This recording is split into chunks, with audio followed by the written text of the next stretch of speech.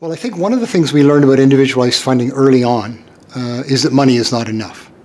That individuals and families need something more than just the resources and the money that's going to help them, hire the people they need to have a good life. So this idea of independent facilitation and planning kind of emerged as a way to say, you know what, we need somebody. Often people need somebody in their life that can walk with them to help them in their journey of building a everyday life and community. And that walking with can sometimes be about planning. Sometimes it's about thinking about your dreams and hopes.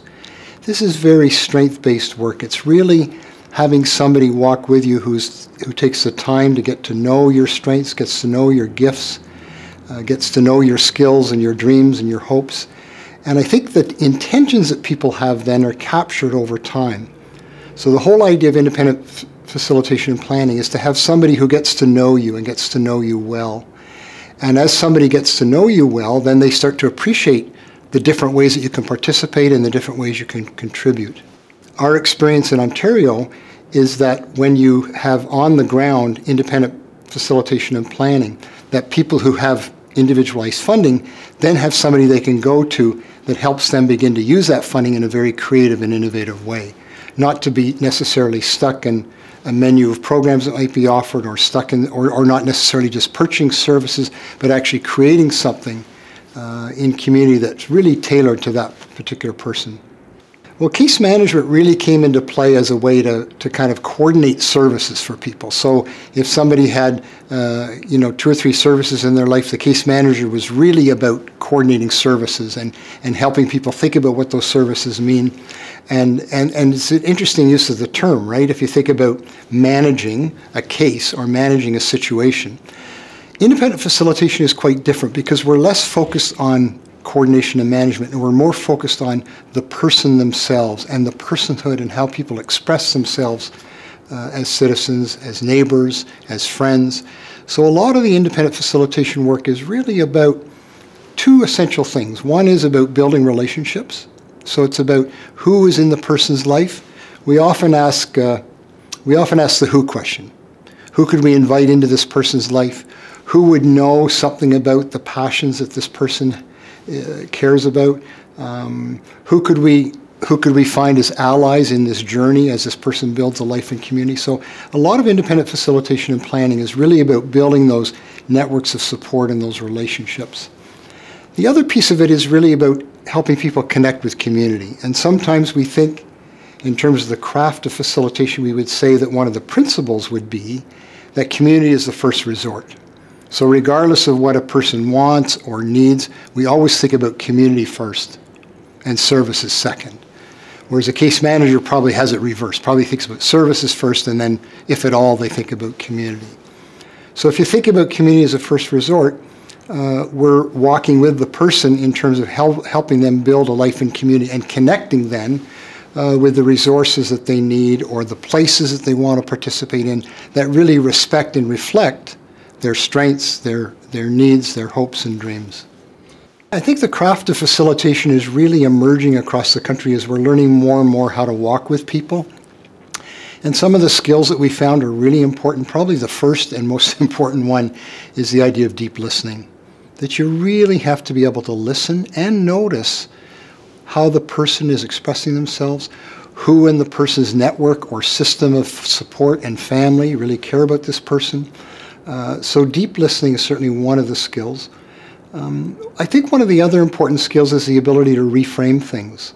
Like sometimes people will say so-and-so can't do something or so-and-so is not able to be involved in the community, and a good facilitator will be able to take those questions and reframe them or ask different questions that always allow people to be exploring options. Our experience with families is that when they have a facilitator in the life of their loved one, very quickly they realize that there's somebody else that can take on perhaps what the family has always done. So families are often the original facilitators. They're connecting their kids with daycare, they're connecting their kids with sports, they're connecting their kids with the neighborhood. And now they have somebody supporting their young adult to actually begin to do some of that connecting work, that facilitating work that they've often done as a family. So families really appreciate the potential, I think, of independent facilitation and planning. I think it's important to think about independent facilitation planning as a way to build capacity and resilience.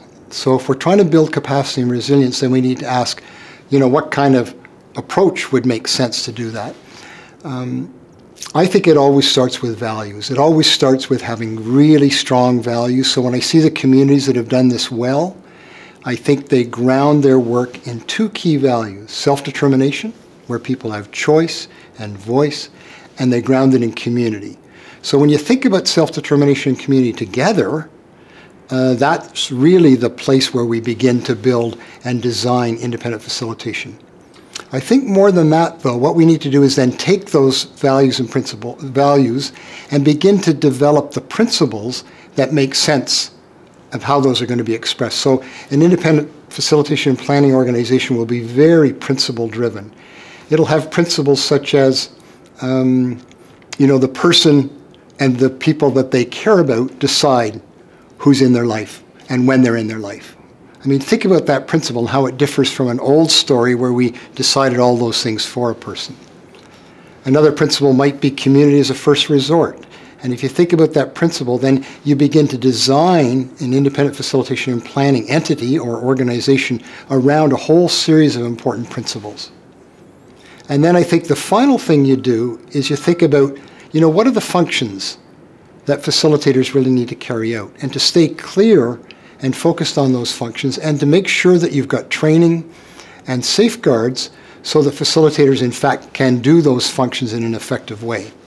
I think the independence piece is important because it really means that the facilitators and the whole organization that's behind the facilitation are focused on the person and the community.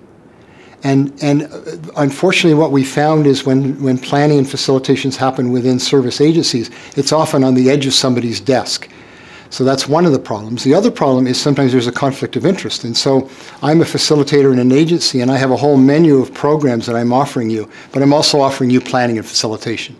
So there tends to also be a conflict of interest. So our experience is that when facilitators are independent of service provision, then they're able to more focus on the community and the person and always come back to the person. And accountability shifts as well. The accountability is primarily to the person and the family and the network that that person has built or the facilitator is building with the family, as opposed to being accountable necessarily to some government office or human service organization. My experience is that on-the-ground work is really important, and it complements the advocacy and the education. So I think in some ways advocacy and education sets the table for change. And we need, letter writing campaigns, we need families speaking out, we need people really choosing a different way of working.